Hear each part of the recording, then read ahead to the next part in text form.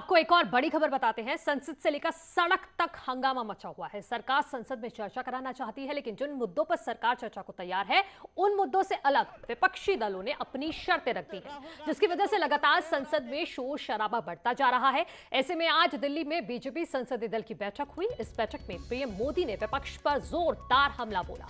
सरकार का आरोप है कि विपक्षी दलों के हंगामे के चलते संसद का मानसून सत्र हंगामे की भीड़ चढ़ता जा रहा है। तो वहीं दूसरी तस्वीर भी दिल्ली की ही है, जहां राहुल गांधी के बुलावे पर एक साथ 14 विपक्षी दलों ने मिलकर बैठक की और सरकार को घेरने का प्लान बनाया। इस बैठक में आम आदमी पार्टी और बीएसपी शामिल नहीं हुई, जबकि तीसरी तस्वीर संसद के बाहर की है, जहां राहुल गांधी ने साइकिल यात्रा निकालकर सरकार को घेरने की कोशिश की है। राहुल गांधी ने महंगाई के खिलाफ साइकिल यात्रा के साथ जासूसी के खिलाफ विरोध जताया और सरकार से संसद में चर्चा और जांच की मांग की है। चौथी तस्वीर आप जो देख रहे हैं वो संसद की है, जहां जासूसी के मामले को लेकर लगातार हंगामा हो रहा है, जिसकी वजह से संसद चल ही नहीं पा रहा है।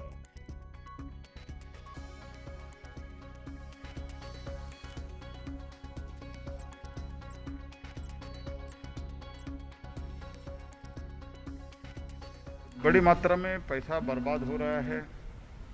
लोगों के जो पैसा से ये चलता है लोकसभा और लोकतंत्र, इसका बहुत बड़ा बर्बादी कर रहे हैं।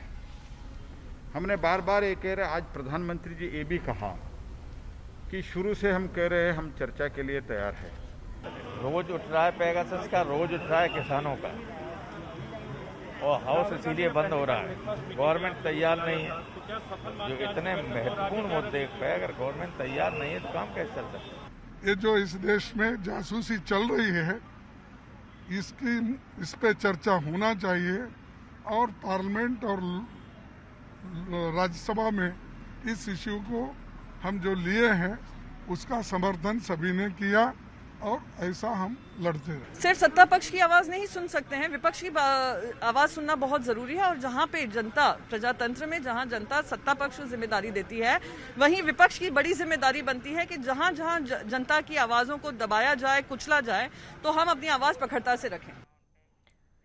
सरकार को घेरने की रणनीति बन रही है, तो दूसरी तरफ राहुल गांधी लगातार सरकार को घेरने की कोशिश कर रहे हैं। पहले संसद में महंगाई से लेकर जासूसी पर सरकार को घेरने की कोशिश हुई और फिर विपक्षी दलों के साथ बैठक कर सरकार को घेरने का प्लान बनाया और अब कांग्रेस संसद से निकलकर सड़क पर आ गई है। इन तस्वीरों को हम आपको दिखा रहे हैं, जिसमें राहुल गांधी के साथ कांग्रेस कार्यकर्ता साइकिल यात्रा निकालते हुए दिखाई दे रहे हैं और एक संदेश भी साथ लिए हुए हैं। वो जनता के मुद्दों के साथ जमीन पर लड़ाई लड़ रहे हैं। उससे कोई हम रोक नहीं रहे हैं, लेकिन श्री राहुल गांधी जी कुछ रचनात्मक काम करें, कांग्रेस रचनात्मक काम करे। खुराफात हमारा काम लड़ना है, हम लड़ रहे हैं और जनता के इशू पे लड़ रहे हैं, तमाशा के लिए नहीं है।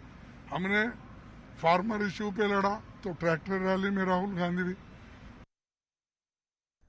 तो संसद के अलावा यूपी की सियासी जमीन पर 2022 की तैयारी चल रही है। हाल ही में बीजेपी ने मिर्जापुर में अमित शाह के दौरे के दौरान रैली का आयोजन किया और इस रैली के जरिए 2022 चुनाव के लिए बिगुल फूंक दिया। इस पर अखिलेश यादव ने आरोप लगाया है कि सरकार ने कोरोना को विपक्ष की आवाज दबाने के लिए हथियार बना लिया है, क्योंकि सरकार रैली कर सकती है, लेकिन उन्होंने जब उन्नाव में रैली के लिए सरकार से परमिशन मांगी तो सरकार ने कोरोना के बहाने रैली करने की परमिशन नहीं दी।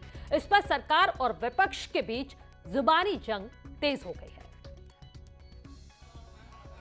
जो कोरोना है वो विपक्षियों के लिए है, विपक्षियों के लिए बीमारी है। मैं सभा करना चाहता था उन्नाव में, समाजवादी पार्टी को परमिशन नहीं दी। नहीं देते हैं, लेकिन परमिशन लेते नहीं। वो परमिशन ना लेकर के ऐसे जबरदस्ती जाते हैं, तब उस पर जरूर रोक लगती है। अब वो स्वयं घर से निकलना नहीं चाहते, वो ट्विटर के अंदर ही घुसे रहते हैं, तो कैसे उनको जानने के बाहर मौका मिलेगा।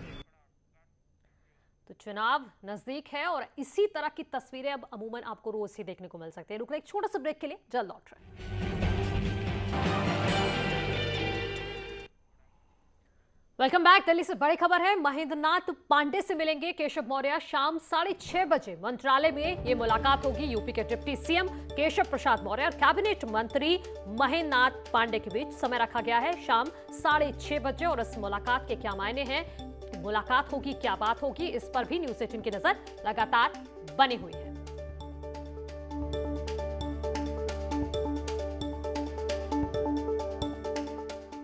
एक और बड़ी खबर आपको बताते हैं, सीमा पर पीछे हटेगा चीन, गोगरा हाइट से हटेंगी सेनाएं। भारत चीन अपनी सेनाएं हटाने पर सहमति बन गई है।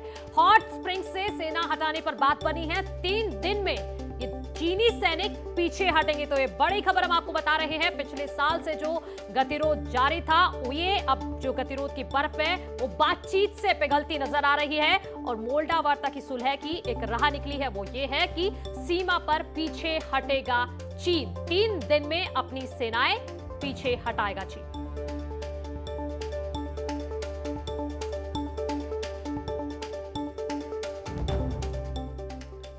एक और बड़ी खबर की बात करते हैं, उत्तरकाशी से है। यहां गंगोत्री हाईवे पर भूस्खलन हुआ है। ज्ञानसू के पास ये भूस्खलन हुआ है, जिसमें हाईवे का 40 मीटर हिस्सा भागीरथी में समा गया है।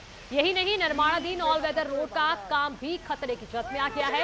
इलाके में बारिश के बाद लगातार लैंडस्लाइड हो रहा है। आप तस्वीरों में साफ तौर पर देख सकते हैं कैसे पहाड़ का हिस्सा भर भरा कर नदी में समा गया चंद सेकंड्स में। ये देखिए, ऑल वेदर रोड भी अब खतरे की जद में है, क्योंकि लगातार यहाँ पर भारी भूस्खलन हो रहा है, काम चल रहा है। और जो हाईवे का हिस्सा है जो बना हुआ था, वो 40 मीटर हिस्सा नदी में किस तरह से समा गया है, उसकी हम आपको ये लाइव वीडियो दिखा रहे हैं। गंगोत्री हाईवे पर भारी भूस्खलन की तस्वीर। और इसी के साथ इस बुलेटिन में इतना ही। एक छोटा सा ब्रेक, उसके बाद देखिए बॉलीवुड लोग।